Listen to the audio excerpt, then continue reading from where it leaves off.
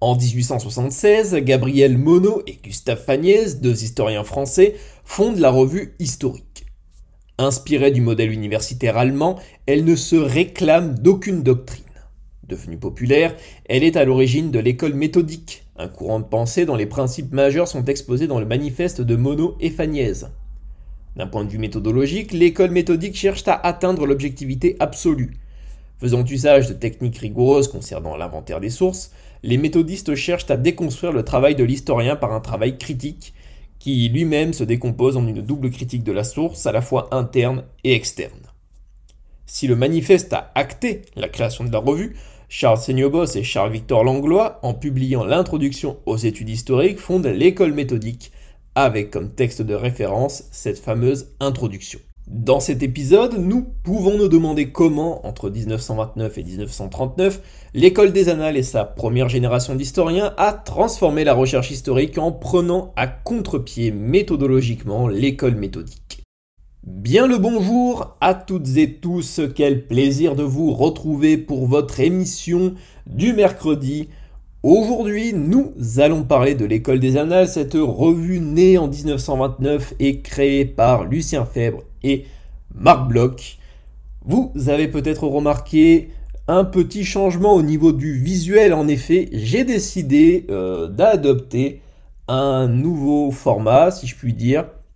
En gros, pour rendre le visionnage, pour rendre l'écoute de la vidéo plus confortable, j'ai décidé d'adopter un format un peu plus podcast pour vous permettre, de ne pas rester devant votre écran, vous permettre de faire autre chose tout en écoutant votre épisode. Donc rassurez-vous, vous ne manquerez rien d'un point de vue audio. Si cette nouvelle habitude vous plaît, n'hésitez pas à me le faire savoir dans l'espace commentaire. Et au contraire, si ça ne vous plaît pas, vous pouvez également me le faire savoir. C'est avec plaisir que je lis l'ensemble de vos commentaires. Donc, j'ai envie de dire, soit vous vous installez confortablement, ou alors vous pouvez vaquer à vos occupations. Je vous souhaite un bon visionnage. Lucien Febvre, en s'opposant à l'école méthodique, en condamnant cette appréhension de l'histoire, a cherché à légitimer ses idées. Febvre a très tôt conceptualisé le métier de l'historien qu'il place au centre d'un ensemble vaste. L'histoire, en tant que science humaine et sociale, tient une place forte dans les lycées, les universités. Trois personnalités influencent grandement le domaine de la recherche à la fin du XIXe siècle. Gabriel Monod, que l'on a déjà cité tout à l'heure, Ernest Lavis et Charles Seignobos. Le méthodisme, en tant que pratique scientifique, a infusé de grands établissements parisiens. L'école normale supérieure, l'ENS d'Ulm, fondée en 1794, l'école pratique des hautes études, l'EPHE, fondée en 1868, et enfin l'école des Chartes en 1821. Ayant vécu un cursus un peu délicat, Lucien Febvre est critique, fustigeant le domaine universitaire tel qu'il existe depuis un siècle. Critique envers le programme de l'agrégation d'histoire, Febvre doit se résigner face à une discipline historique en net recul au détriment de la littérature qui, à l'université, obtient de plus en plus de postes. Si l'école méthodique a transformé l'histoire en tant que science mais aussi en tant que discipline, Lucien Febvre l'accuse d'être responsable du faible intérêt pour le présent au détriment du passé et de ses grands faits historiques. Ainsi, aux côtés de Marc Bloch, ex-officier pendant la Grande Guerre de 1914-1918 et historien médiéviste, il fonde la revue des Annales d'histoire économique et sociale en 1929 avec la volonté de proposer une approche nouvelle et de revoir la place de l'histoire en tant que science humaine et sociale. Pourtant, Marc Bloch connaît un parcours classique. Après l'obtention du baccalauréat au lycée Louis-le-Grand, il intègre l'ENS d'Ulm en 1904 et est reçu à l'agrégation d'histoire en 1908. Pendant la Grande Guerre, il est mobilisé en tant que sergent d'infanterie. Puis en 1921, il démarre une carrière universitaire avant d'obtenir un poste de maître de conférence à l'université de Strasbourg en 1927. Avec Lucien Febvre et d'autres historiens strasbourgeois, il souhaite marquer une rupture avec, ouvrez les guillemets, l'histoire historisante telle qu'elle existe depuis plusieurs décennies. La revue est consacré à l'histoire économique et sociale tout en s'inspirant du modèle allemand de la revue trimestrielle d'histoire sociale et économique, la VSWG. Sans le savoir, en créant cette revue, Febvre et Bloch changent pour toujours le regard historien. Jusqu'au début de la Seconde Guerre mondiale, cette première génération d'historiens des annales s'inscrit dans un paysage scientifique en plein renouveau, marqué par une vision novatrice de la recherche historique, qui, désormais, ambitionne de faire plus que de l'histoire historisante. Les annales dès 1929 appellent à un décloisonnement de la recherche et surtout à une pluridisciplinarité de cette dernière. Cette première génération, incarnée notamment par Lucien Febvre et Marc Bloch, a œuvré à repenser au cours de la décennie qui précède la Seconde Guerre mondiale le caractère multidimensionnel de l'histoire en s'ouvrant à d'autres sciences humaines et sociales. Sous la plume de Lucien Febvre naît la notion d'histoire totale qui devient par la suite une histoire globale. Elle se caractérise par un changement de perspective ainsi qu'une remise en considération de la chronologie dite traditionnelle. Désormais, les phénomènes historiques ne sont plus uniquement abordés sous l'angle de l'événement, de la grande date, mais au contraire d'un point de vue globalisant. Cette évolution des approches tient aussi d'un changement social qui, depuis l'après-guerre, touche les franges de la société. Les milieux universitaires, affectés par une crise de l'historicité pendant l'entre-deux-guerres, vivent avec les annales un véritable renouveau porté par cette première génération d'historiens. Leur volonté, c'est outrepasser le concept jugé vieillissant de l'histoire dite traditionnelle porté notamment par Seignobos et Lavis. Pour Febvre, il est primordial de pousser les historiens à repenser l'écriture de l'histoire. Cette histoire, telle qu'elle est pensée par Febvre et Bloch, doit être en mesure de sans cesse questionner le passé afin de remettre en cause les enseignements du présent.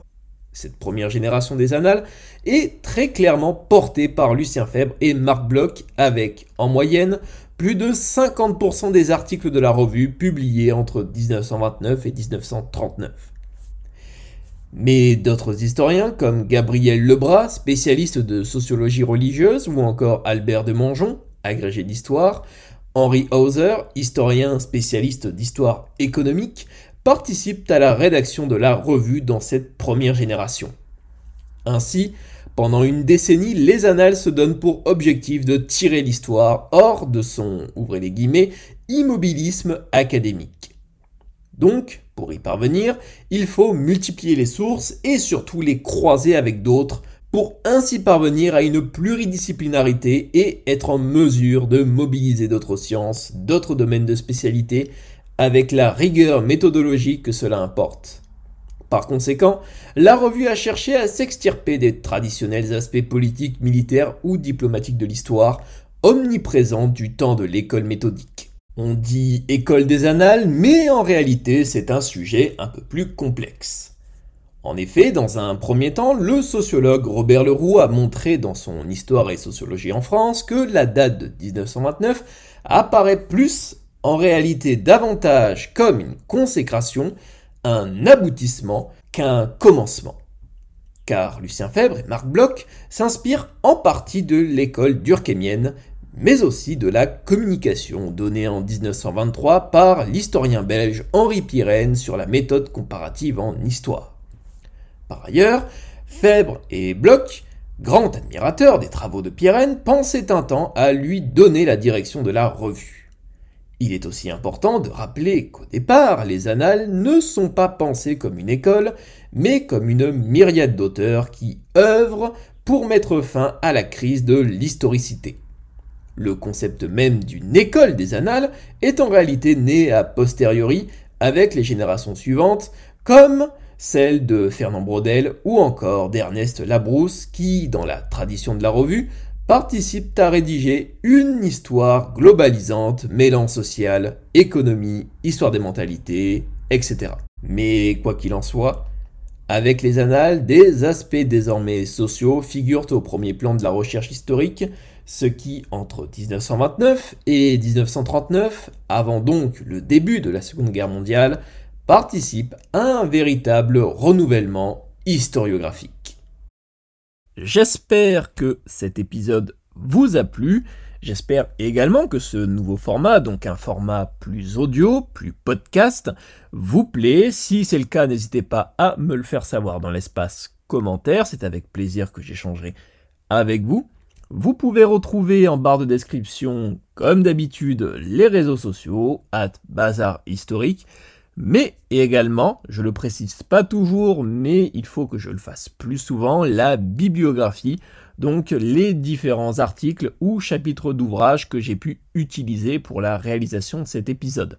Si vous avez besoin, on va dire, de pistes de lecture supplémentaires, n'hésitez pas à me le faire savoir et c'est avec plaisir que je vous concocterai une petite bibliographie sélective en lien avec l'école des annales. Si cet épisode vous a plu, vous pouvez également vous abonner et le partager. Vous pouvez laisser un j'aime. On se retrouve la semaine prochaine, lundi à 18h pour votre vidéo traditionnelle du lundi et mercredi prochain à 18h également pour votre leçon d'histoire hebdomadaire. D'ici là, prenez soin de vous. C'était Bazar Historique. À la prochaine. Ciao.